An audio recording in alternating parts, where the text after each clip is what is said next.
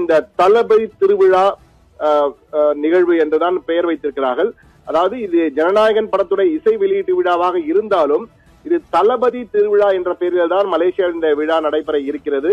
இதிலே கிட்டத்தட்ட தமிழகத்தின் அனைத்து சினிமா பின்னணி பாடகர்கள் பாடகிகள் அனைவருமே பங்கேற்க இருக்கிறார்கள். கிட்டத்தட்ட ஒரு 4 மணி நேரமாக இந்த விழா நடைபெறும். அதற்கு மேல் நடைபெற வாய்ப்பு இருக்கிறது.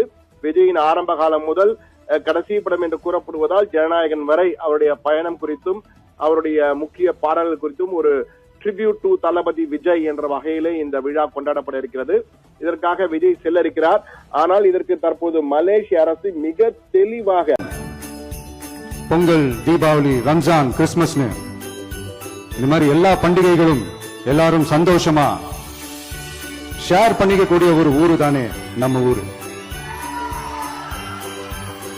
இங்க வாழ்க்கை முறையும் வழிபாட்டு முறையும் வேறு வேறுனாலும் நாம் எல்லாருமே சகோதரர்கள் தானே. அதனாலதான் நம்ம அரசியலுக்கு வந்ததுக்கு அப்புறம் கடவுள் நம்பிக்கை உண்டுன்னு அறிவிச்சது ஏன் தெரியுமா? உண்மையான நம்பிக்கை தான் நல்லிணக்கத்தை விதைக்கும், மற்றவங்களோட நம்பிக்கையை மதிக்க சொல்லி தரும். எஸ், அப்படிப்பட்ட ஒரு நம்பிக்கை இருந்துட்டாலே போதும், எப்பேற்பட்ட ஒரு பிரச்சனைகளையும் ஜெயிக்கும்.